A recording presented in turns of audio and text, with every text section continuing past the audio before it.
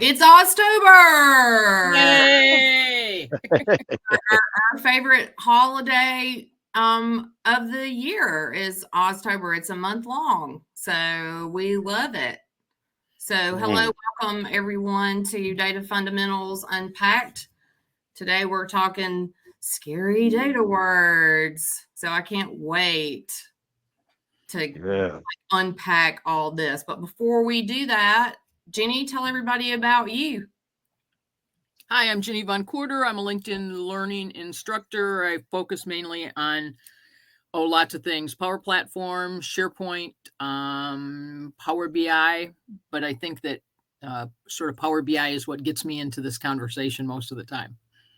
I think it's just you being Jenny gets you into this conversation. That would be my vote, Well, but okay, all I right. mean, I'm a fangirl, so there you go. Oh, and I'm a farmer in Michigan, so happy harvest as well as happy October. A happy harvest and happy October. I love that. So Oz, Yeah. like I don't know that you need an introduction on the internet, but Uh, please tell everybody about you. well, Oz Du Soleil here, standing in my dining room in Las Vegas, Nevada, with a few kaleidoscopes behind me. I Oh, collect kaleidoscopes, and I am a LinkedIn learning instructor with courses, with Excel courses on LinkedIn, several of them. And what else is there? Wow. Do I you don't know. love October? Yeah. Do you love Yes, October? yes, yes, I do. Except you notice the absence of Bill, he's got scared. Oh, we scared him away. Right. No, well, he's under his bed. He texted me and said he can't come out. You know, is the it data needs too somebody to. scary? The Yeah, date well, this is scary. conversation is scary. Yes. And please, if you know where Bill lives, go turn the bedroom light on, and then he'll come out from under the bed. Please don't go try to find Bill's home. I do know where Bill Now is, I'm but I won't scared. be doing that. Well, I don't mean, bad people. I mean like some generous, kind-hearted people who will get him say, Bill, it's okay. It's It's okay. okay. This is a safe place. This is a safe Yes. place for you to be. Yes. So Bill might Yes. pop in. If he pops in, we'll bring him in. I'm on the lookout for him. I'm Robin Hunt. I'm out of Birmingham, Alabama, co-founder of Think Data, and also LinkedIn Learning author here with my colleagues. We all focus on data. One of the reasons why we do this series is because we came together and decided that, we all kind of focus on unpacking the fundamentals for people. And I think we're a couple years in at this point. So I'm pretty, Year three. We're what? we are in year three. That's insane. Okay. It is. I Un- love that. un- I love that. I love that. Unpacking the fundamentals. Yes, All right. Which right. I don't care Yes. how experienced you get. I think there's always a great opportunity to have a strong focus on the fundamentals. It works Oh, in definitely. sports. It should work here. So Mhm. I like it. So if you're joining us, let us know if it's your first time. Also, put in the comments where you're joining us from. We're Yes. super, super excited to have this conversation today. So we wanted to talk about scary data words, and there's one that we can talk a little bit about, but I don't want us to focus the whole time on it because we talk about it a lot. But for some people, they can never get to the other scary words because the scariest word for them is math. What do you Ah, think? Do we agree? We talk about math skills a lot and how it's a barrier Yeah. for most people. So I think we can pretty much agree math for some people With is a some super people. scary word. Yeah. Yeah. Um, especially word problems. Growing up hearing about word problems, and why do we care about the velocity of something that we'll never measure the velocity of? But for those of you who are scared, let the young people know that this is valuable. I have a nice data career because I embraced algebra and embraced word problems. And when somebody comes up and says, here's the compensation plan, and we're going to pay this rate at this level, and here are the quotas and stuff, those are word problems that have to be converted into formulas so that what? you can have a career and get some money. Like it. Not a scary word, money. Not a scary word. Career. Back in the 90s when we had telemarketers calling all the time, money was scary. But anyway, that's the dark Well, side. someone taking That's your what money is way scarier than you earning right, the money. So yes, that's where the clowns are, those scary clowns with the sharp teeth. But you want the nice friendly clowns that'll why give do you you some gotta cotton say candy. why do you gotta say clowns with sharp teeth? Jenny, do you notice Well, I got my yeah, he's wearing the clown the I clown love motel. clown motel, yeah. There we go. Yeah. Yeah. Yes. We should go there when y'all come to Nevada. It's I think about a 2.5 hour drive up from Las Vegas to Tonopah. Yeah. Okay. All right. So when we put this out that we were doing this, and I wish I'd made a note of the person's name, and I can't go in and look right now, but someone posted that, I think they got what we were trying to go for. They put the scary word certainty in the Yeah. comments. Yeah.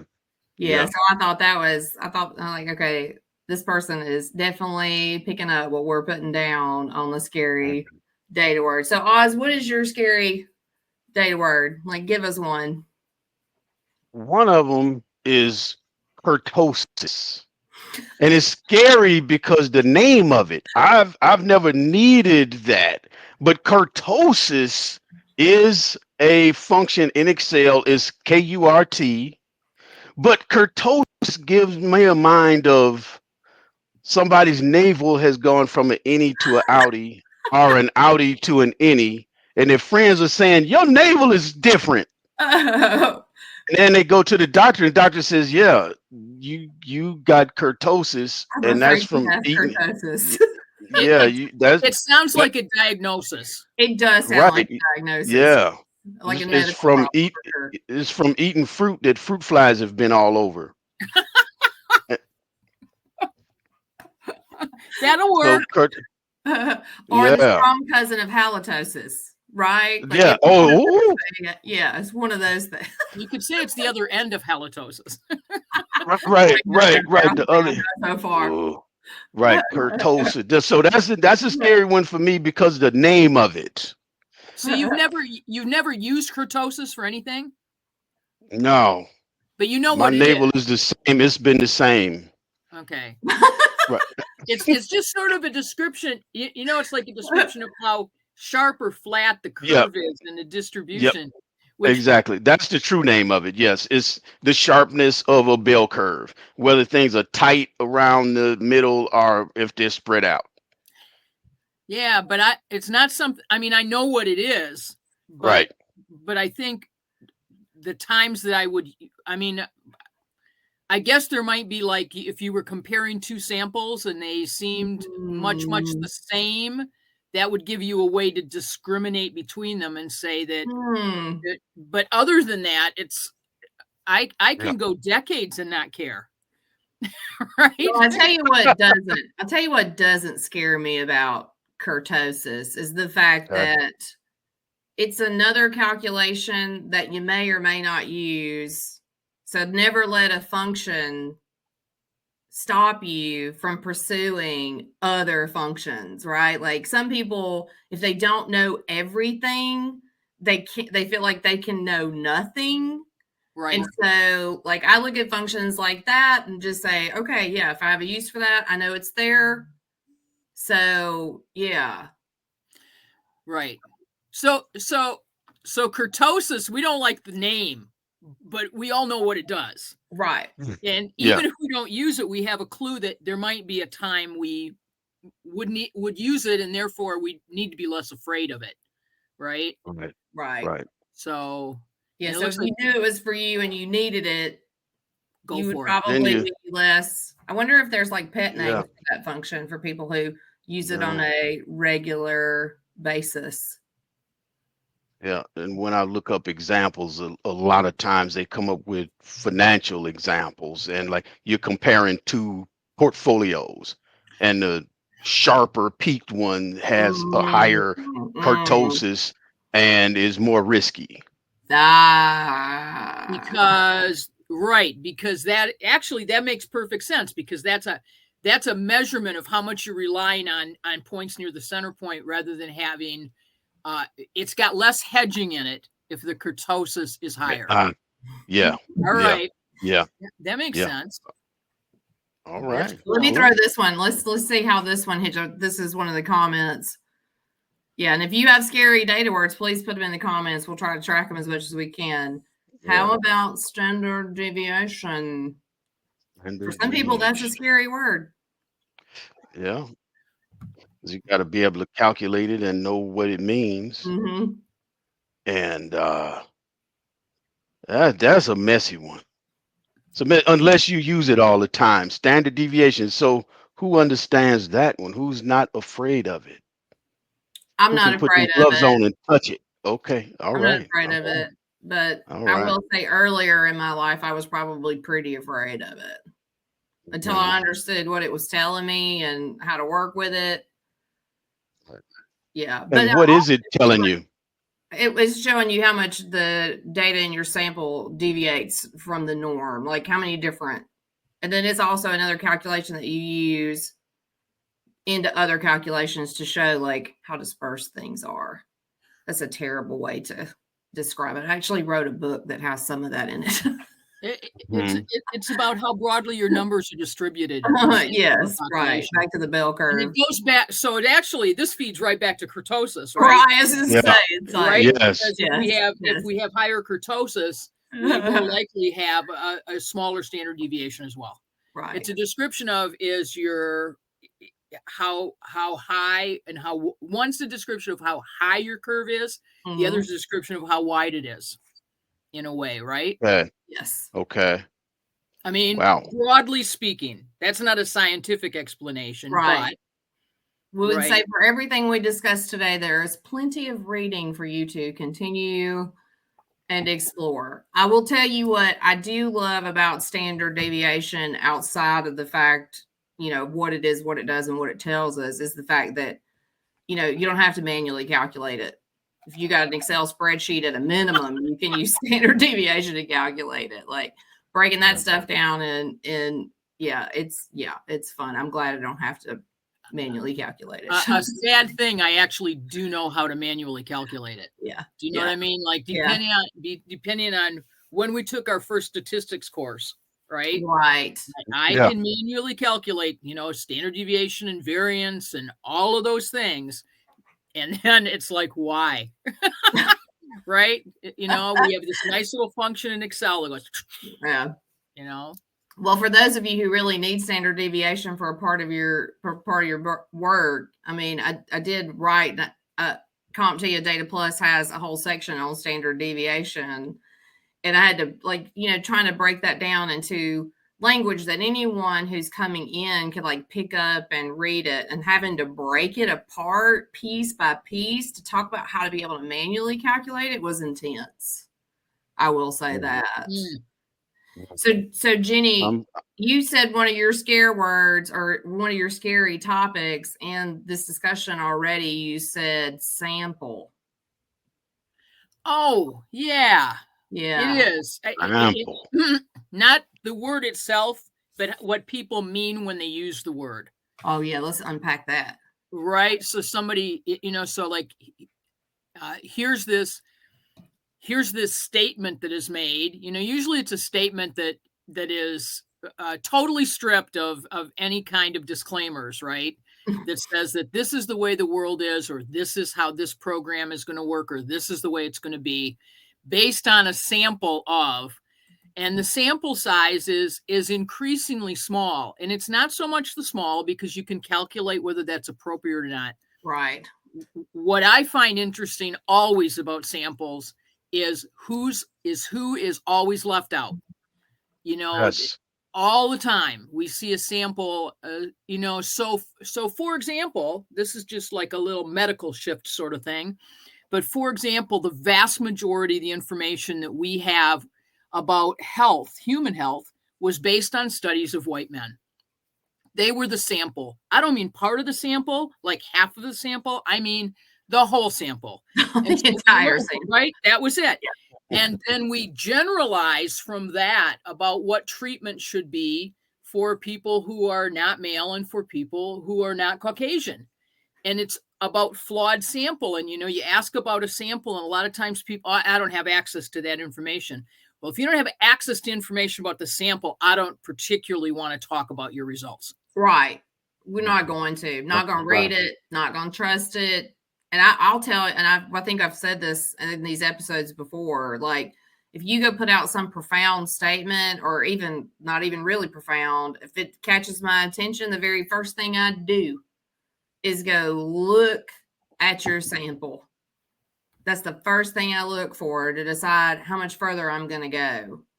And if you tell me these sweeping statements and then you've disclosed like your sample correctly, then okay, I'm like, all right, I can be down with this. But I'm scared of people who operate off of information and don't go at least check the sample. So yeah, that's very scary. Yeah. Well, and that's and that's related to mine, where I've said like 87% of people fill in the blank, like cheese, like Star Wars, hate bowling, whatever it is. But there's still 13% of people. Are they irrelevant? What's going on here? And I don't even get into the racial or gender thing. I get into like, okay, there's been some change in the software, and it's taken away a feature that 87% of people didn't use. Well, I relied on it. So now we got tyranny of the majority crystallized in how we're working. That scares the hell out of me.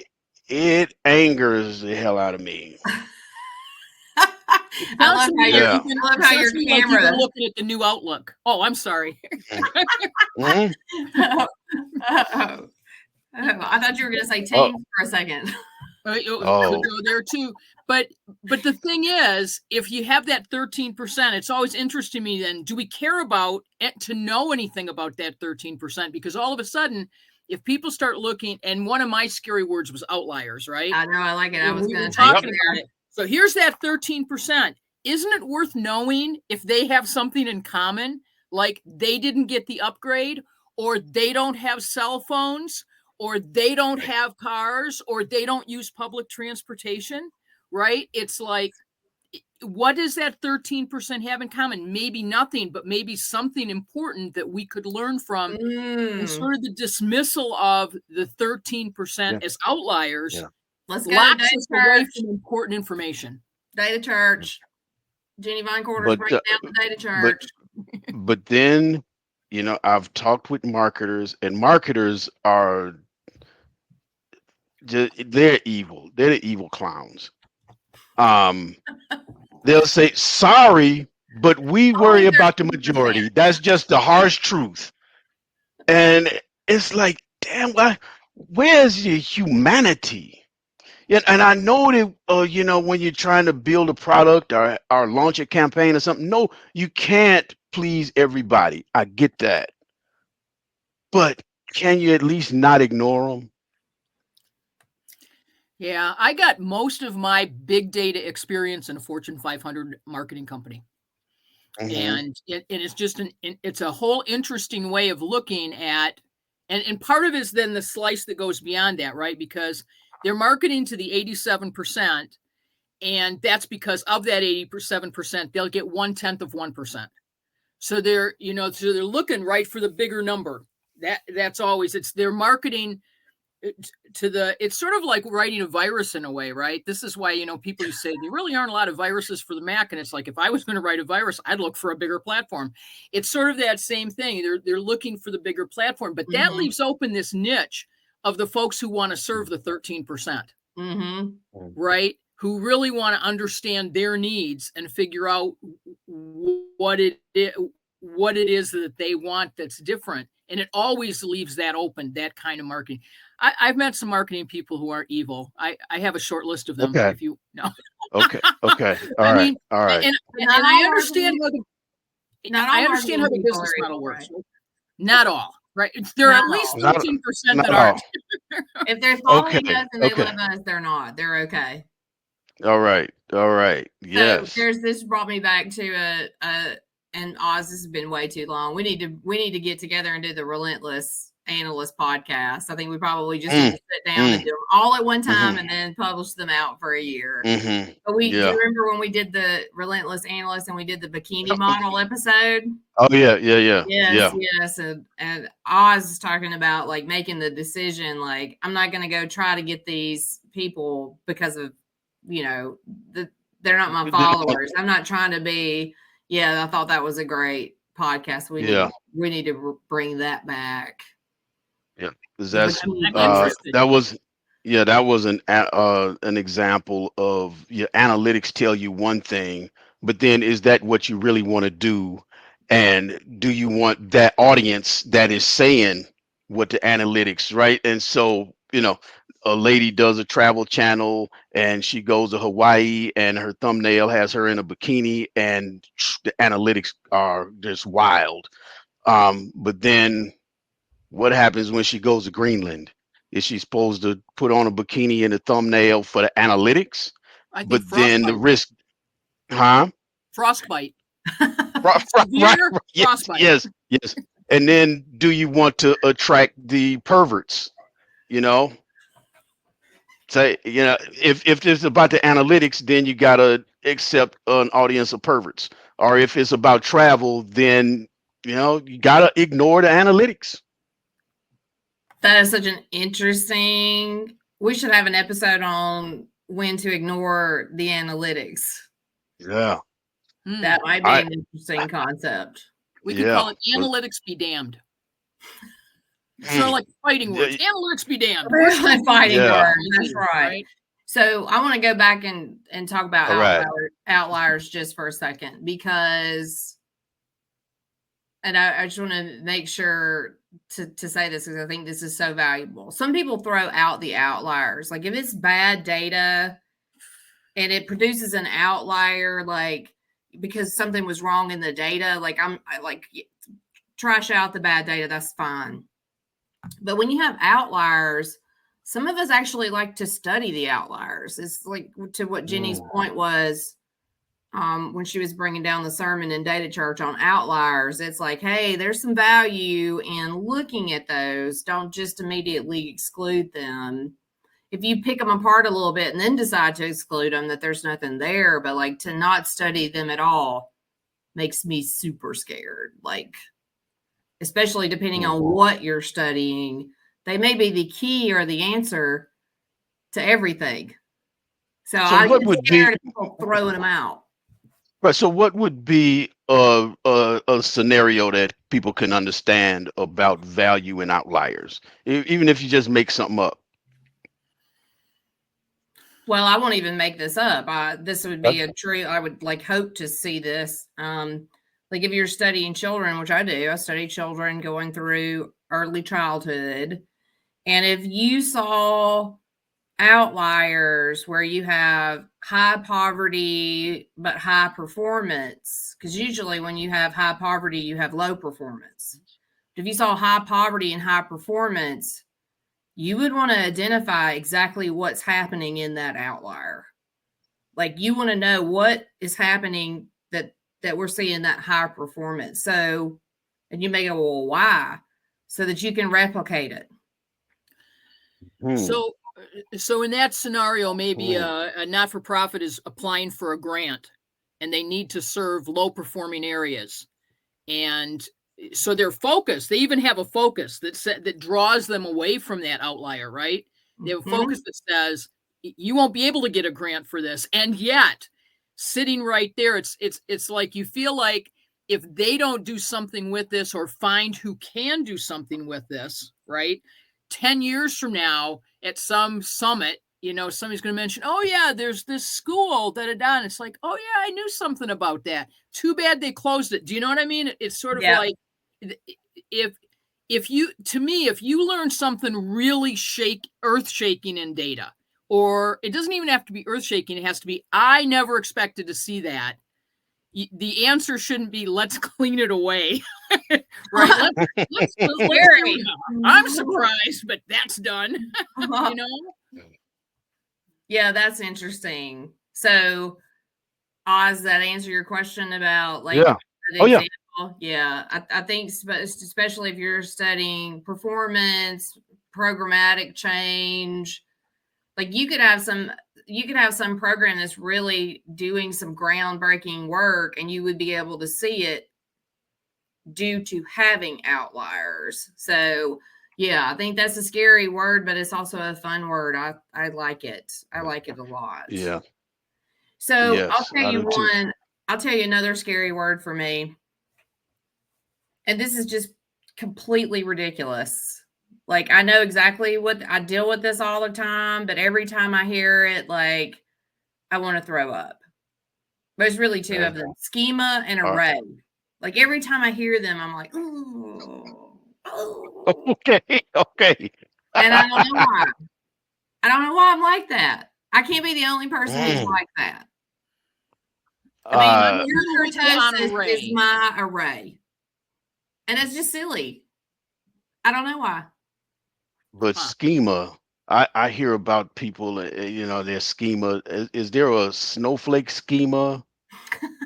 There, there's Well, all kind of okay. schemas, but I hear, Well, when maybe this is what yeah, scares me is that word means so many things. Right. It's a lot. It's Yes. not just one thing. It's a lot of different things. It's used a lot. Like It's a map. database schema. It's a map, right? It's a map. Yeah. You know? but I'm envisioning, because I'm not heavy into statistics, and I see that in the database world as well, Oh, that it's word there, yeah. schema. But when I hear schema, it's like this big poster with all these distressed white letters on it. Schema, schema. What if your grandmother came back from the dead? The You, Tim. schema Your interpretation opening of on schema art. Halloween. Schema. The schema. Oh, that's funny. Yeah. Yeah, I don't know why that one bothers me. Maybe because it's just you see it, it's a lot. It means a lot of different things. It's applied. But yes, snowflake, star, Yeah. all databases are designed have a schema. Like it's just a thing. Yeah. But Maybe I'm the only one that gets but no, it's funny to just to think about words. Because like yeah, schema, kurtosis, and the word pickle. Pickle sounds that just sounds goofy, right? But schema is, oh It man, sounds I'm it gonna has go a get under the spooky bed with sound to it. Bill. What? Huh? It has a spooky sound to it. Yes, yes. You know? Yeah. It's also a word like, why don't you just say database design? Like sometimes people use words like Okay. schema, right? They Yeah. use schema as a way to exclude you from the conversation. So maybe I don't like that. Mm. Maybe I'm less scared of it than I think I am. Check out the comment from Ellen Michael Caldwell.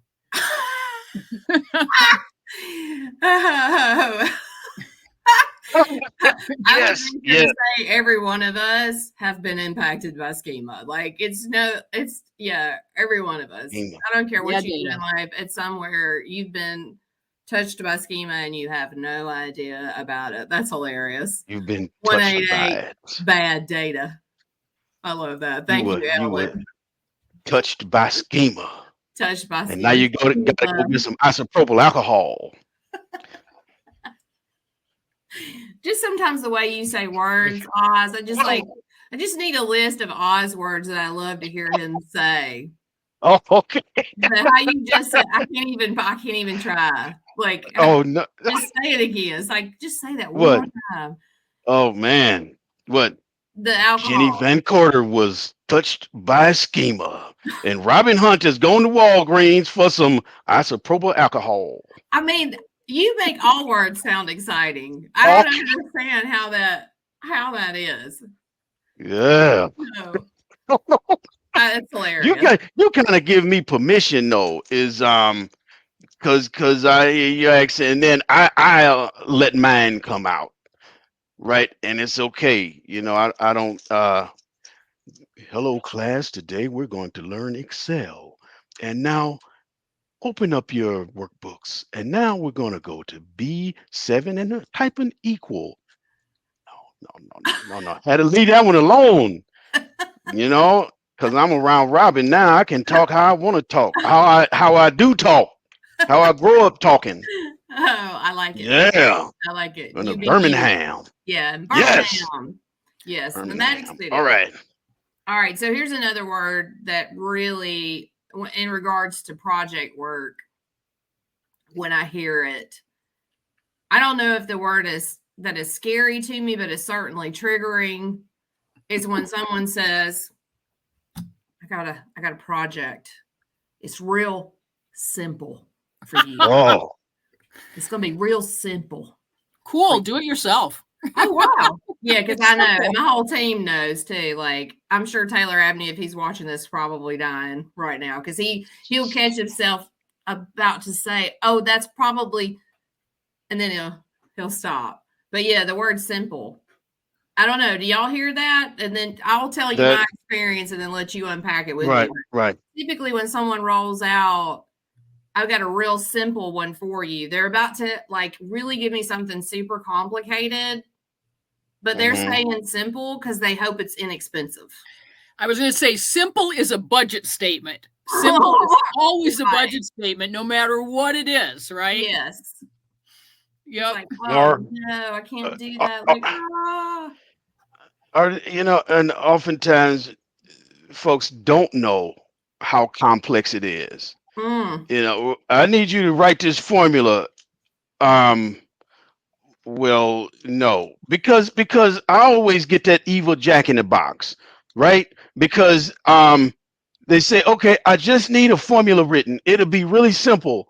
And then, okay, I get the workbook and I see, okay, yes, you need a formula, but you don't see all these duplicates in your data that are going to screw up what you're trying to do. So we got to clean this data up first. And that's where I say, I open the workbook, double click on it, boom, and then and there's that jack in the box laughing at me again.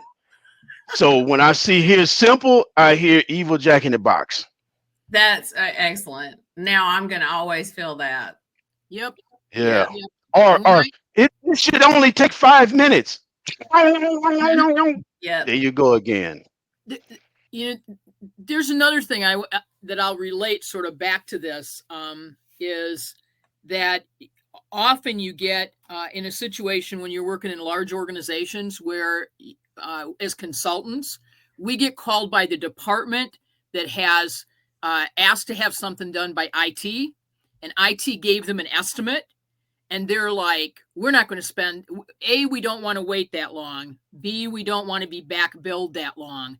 Surely I can find somebody to do it for less. And we're the do it for less people, right? And it's fortunate if we are, because if it's not us, it's somebody who's interning for that department for 3 months, or somebody who has another job in that department but loves Excel or loves SQL Server, and then get sidelined to do this other whole job. And one of the things I've realized over time, and I used to get sucked into that, like it was like, oh, sure, we'll come in and save the day for your department. But one of the things I learned is that overall, IT estimates of how much effort will go into a project are usually correct. And maybe their estimate of this is going to cost $50,000. When I look and I think, oh, I think we could do this for 25. That just means that they know twice as much about the data in that department as I do. Right? That so simple, and that's how it gets shopped around too. This is a simple project, but IT's making it a big deal, or our IS department's making it a big deal, and it's like they know you better than I do. This is so good because I would say all of us have been at this for a while. I would probably compare to some people, we would be considered senior level at this, right? But I think what's important about what we're talking about here, as far as someone coming with something simple, is I don't believe you when you say it to me. As a younger person in my career, not younger person, but younger in my career, earlier in my career, I might would have been like, oh, okay. And then I've learned to be scared of it because I taught it. Oh, yeah, that's simple. And then you're committed. And if you're a consultant, it'll kill you. You can't do it. You got to really vet it out. And if you're in this position, another thing that the younger us probably did was we came back with an estimate, with a bid. And at this point, anything that somebody describes as simple, they just clicked the box for time and materials only. Right? I mean, really, if their estimate of this is that it's so simple, I don't want to write down on a contract how much I'm going to charge them. I actually want to dive into this, especially when let me scope it a little bit. Yeah, I mean, we pretty much let's just have an hour together here. We're interested enough in you to give you an hour so that we can save everybody a lot of heartburn later. But again, those are the luxuries of senior people who've been at it a minute and have already figured out that simple is a very, very scary word. Yeah, and I want to add, I'm glad that you brought that up, and I'll share this for people because I do get a lot of people asking how can they be an Excel consultant, freelancer, whatever. And yes, it sounds like all three of us have had to learn. Okay, early on we say, okay, I got a project for you, and it should be simple. And then I say, yeah, and then I give them a price, and then I start digging into it. And there was one time I did something for free because this was an acquaintance. I wound up giving up a whole weekend because the more I dug into the data, the more weird stuff I saw that I had to build in workarounds and adjustments and cleanup for. And so I'm telling you, don't agree to a project until you've learned about it. And what I started to do was, here's my diagnostic fee. And if I can do this, say within a half hour, an hour, then we're done underneath the diagnostic fee. But I need to see if there's any jacks in the box in this thing. Because I've been knocked in the eye too many times by that. You need to do a diagnostic to see if they have kurtosis. Yes, exactly. Yeah, yeah. In our comments on Sangezo Sengimbo says another scary word for me is big data, because generally data is big. So how big is big? What's the point where you hear big data and you say that's too big for me? Yeah. Well, I am glad that we aren't hearing so much about big data anymore. Oh yeah, It that was seemed the to, buzzword yeah. at one point. Your data is your data. I don't know, when you're dealing with big data or what, so I've heard of people who deal with credit card transactions, and they deal with millions of transactions a day. Is that big data? I don't know. How does that help us to put a name on it? That person has a job to do. That's what needs to be focused on. Yeah, really, to me, all that matters is that the tools change. Like how you interact with the data may change. You may not pull 1 trillion records in to an Excel file. You know what I mean? Like that's a non-starter. So I don't get really bent out about big data anymore because I realize, like, to my customers, their data is big. Like, whatever, we're going to find the right tool and we're going to accomplish the goal. Like, trillion records is a totally different thing than 100,000 records. But if your whole company runs and makes a living and you're dealing with 1,000 or 2,000 records, that data is pretty big to you. That's right. It's just my personal thoughts on big data. Right. I'm also glad that buzzword is kind of, plus that's always going to be a moving number. right? Because it just keeps getting bigger. Tools scale. I mean, especially now that we have all this data, Internet of Things data coming in from devices, right? Oh yeah. You know, and you know, back a long time ago, I had a statistics course from the guy who was the head of quality for Ford Motor Company, and a lot of focus then on statistical process control, which was done manually at that point, right? And statistical process control is all of this work around trying to keep a machine running basically how you want it to. So when you maybe it's a press, and all of a sudden we have some variance. It's not pressing twice a second, it's pressing twice every 1.2 seconds. But that stuff was tracked manually and put into spreadsheets. And now we have sensors on that press that are reporting 27 different elements about every one of those pressure points. Okay. But it's still the same job, and it's still the same concern. It's just that we have to understand more about the data that's coming in. It's not coming in anymore by somebody first putting it on paper, second, maybe entering it directly in Excel. That was a huge tech change, right? Was they could enter it directly in Excel. Then they could enter it directly in a form that went to SQL Server. Now it's streaming directly into wherever you're putting it, a Fabric data lake, right? Wherever it's coming, the problem and what you're trying to do with it hasn't changed, but the need for you to understand all of the different data points coming in has grown. That's what's different, but the job isn't significantly different than it was 20 years ago. Right. I totally agree with that sentiment. You said something interesting about tools scale, and it immediately flashed me back to being again early in my career and saying, okay, so Excel is made up of, I'll do my instructor voice. Excel is made up of 65,536 rows.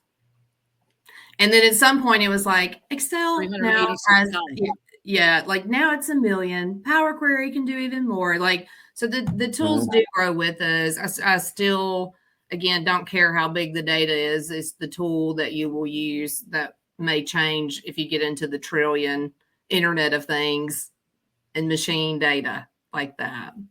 Yeah, it comes down to you got something to do. How you gonna get it done? Yeah. Yeah, that's fun. So All right. Here's one. The word data itself is scary. Ooh. I want to say more, don't you? Yeah. That's kind of where I'm at.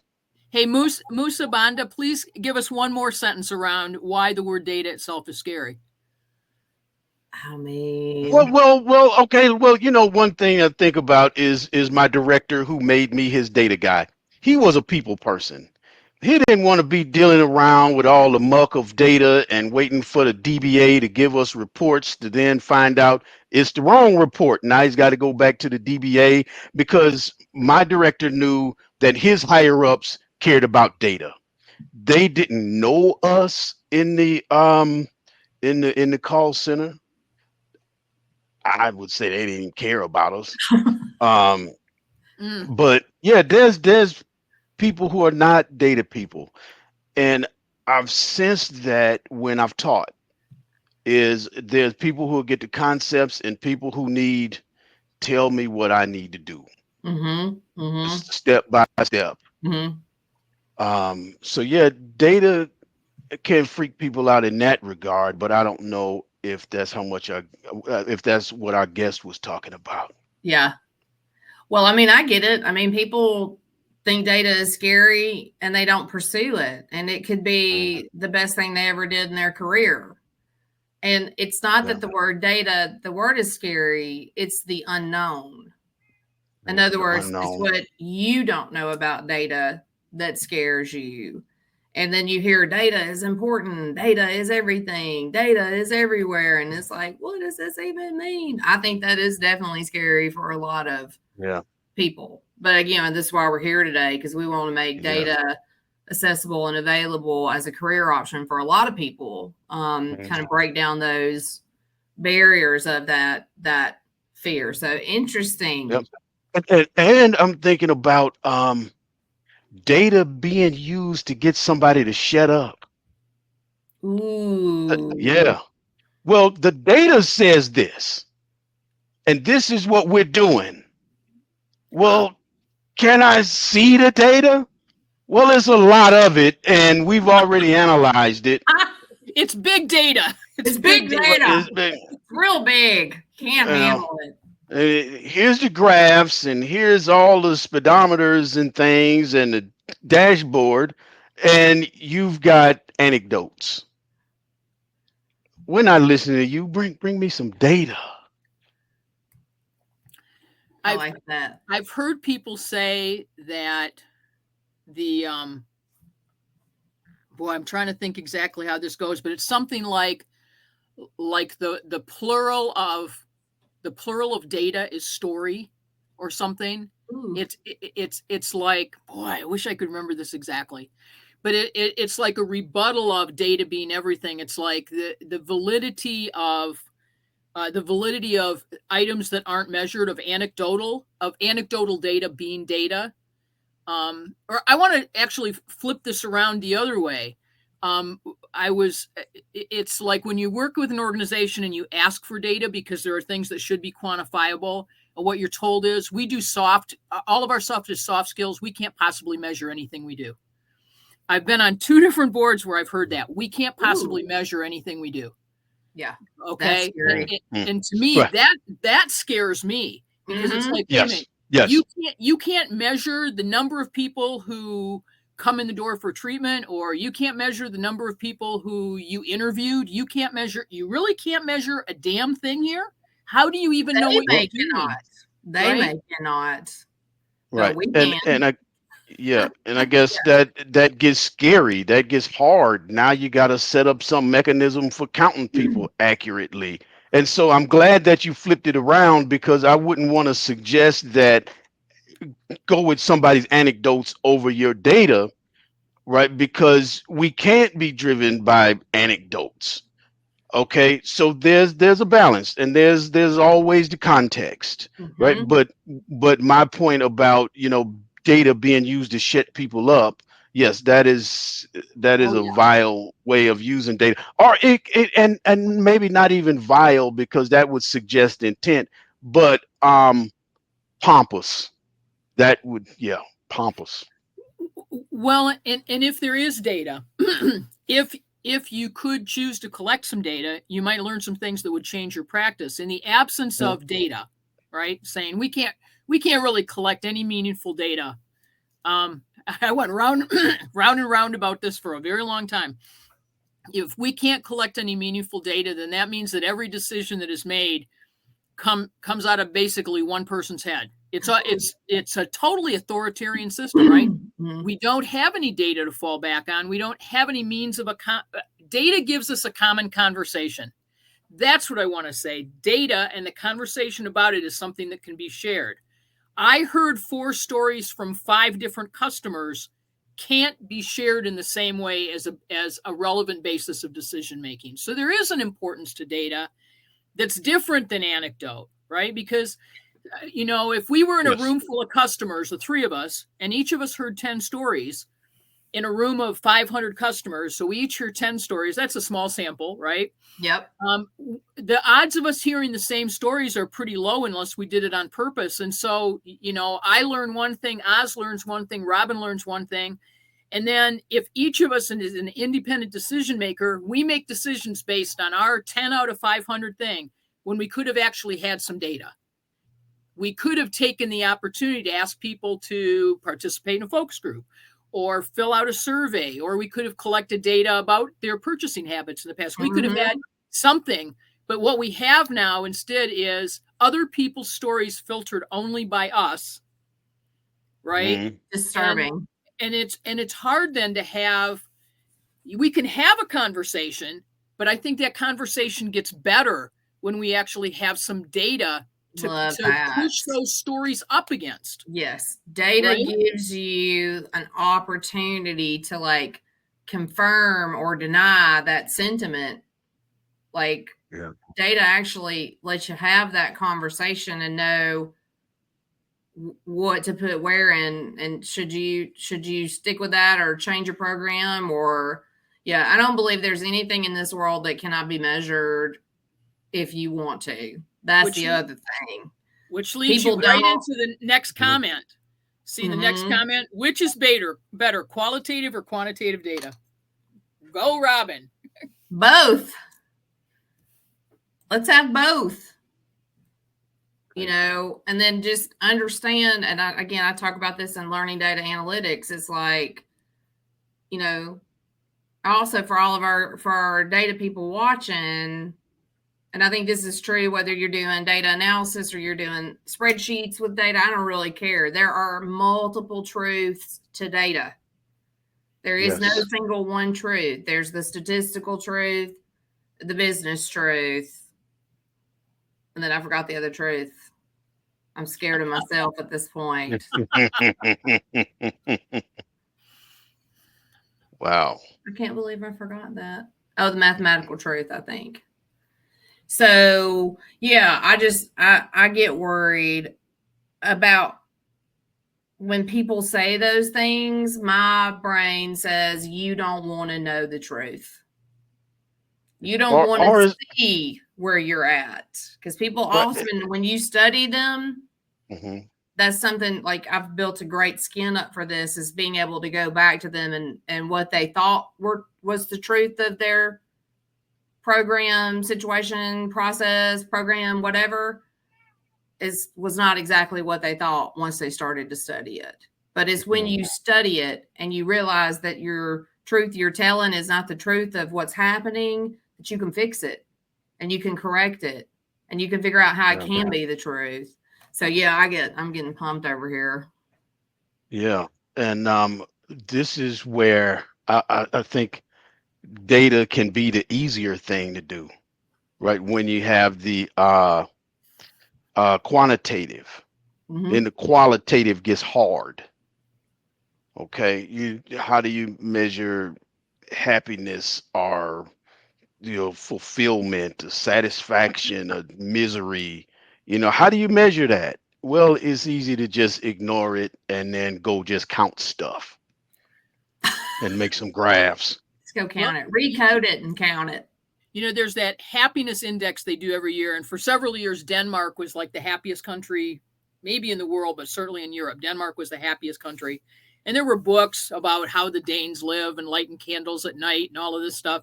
And then I think it was last year, the year before, Finland was the happiest country in Europe. And so you automatically start thinking, what did the Finns do differently in that time? Well, there's two things. First of all, they started surveying a greater percentage of the population in Finland. That helped. But the other thing is that part of happiness has to do with what one expects. And it turns out that the expectations of the Finnish are very, very low.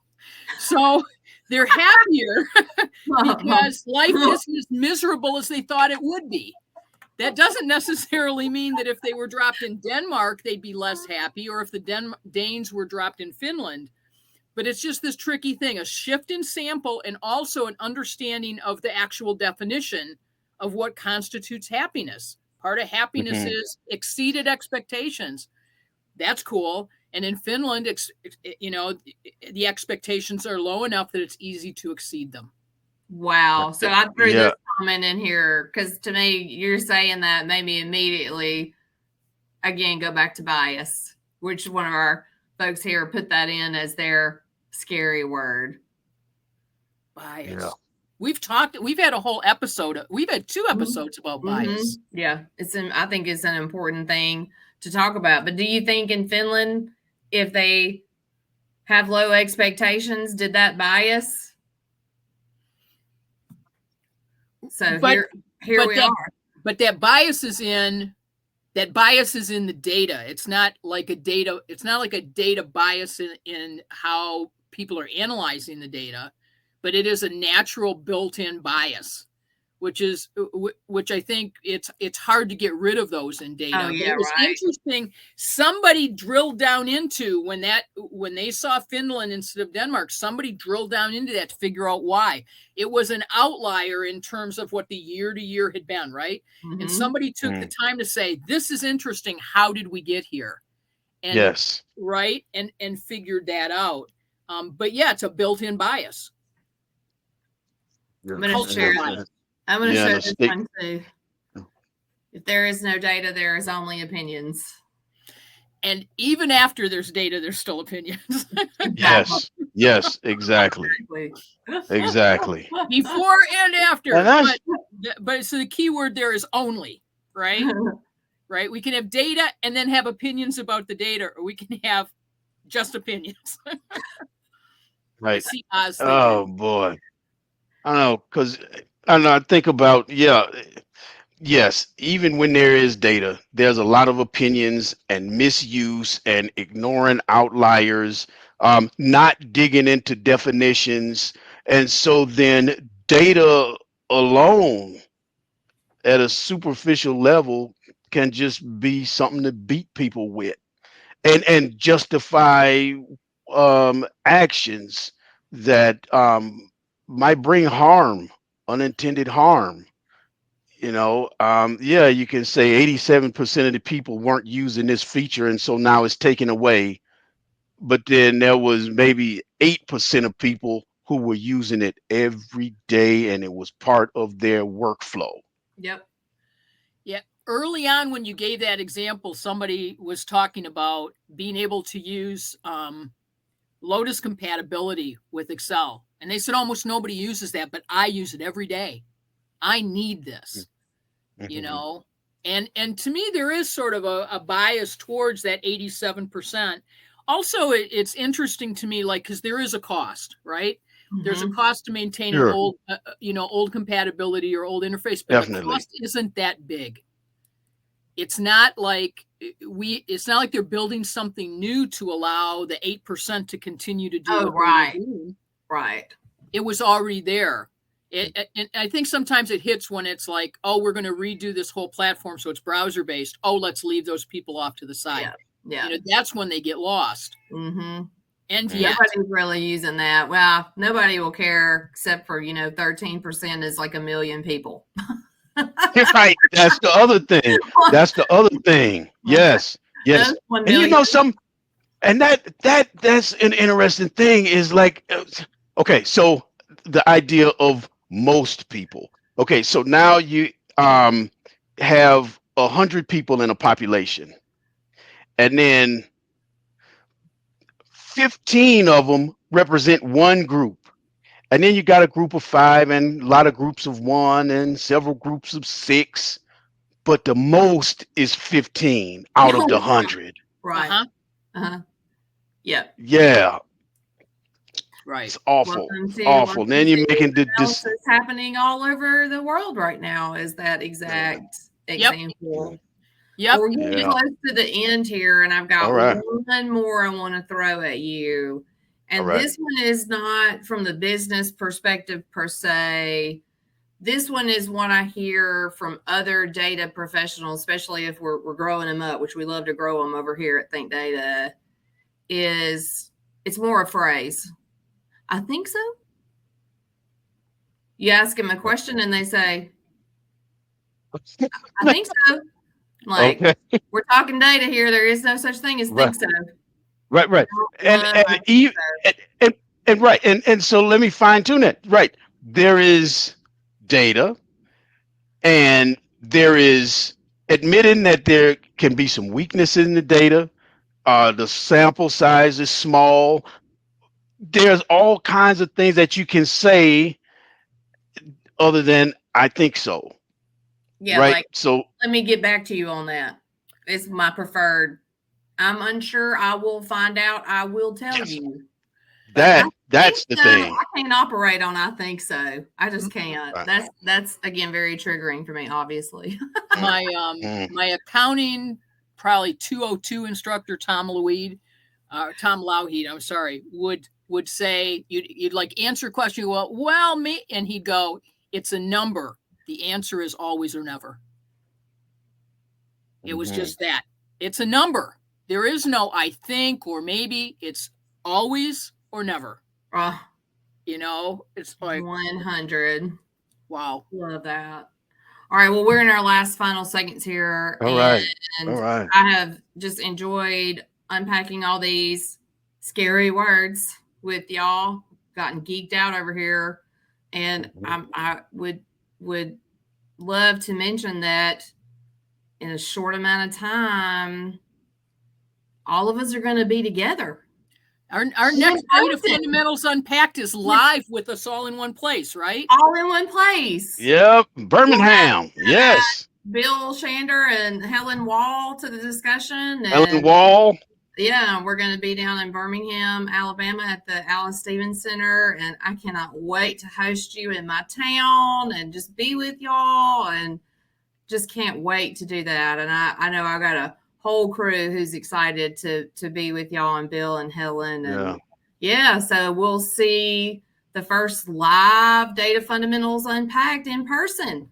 And you can be there. You can be online with us. Like, we're not selling tickets to this. You're as close as you can get.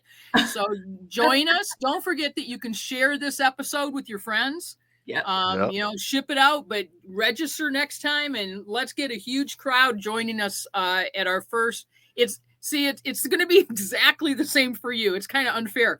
We're all excited about it because it's different for us. We get to sit in the room together. That's what's different. You're still going to be on. But you know, if you come to Birmingham and you register for the event, you can see us do it live. We'll be doing it in front of a live audience of about 200 people. Right. So you should put up a link to that in the notes after this. Oh, we definitely will do that. We'll definitely do that. All right, guys. Have a good one. All right. We'll see you again, and then we'll definitely have another Oztober next year. All right. Yep. All right. Bye, crowd. See ya. All right.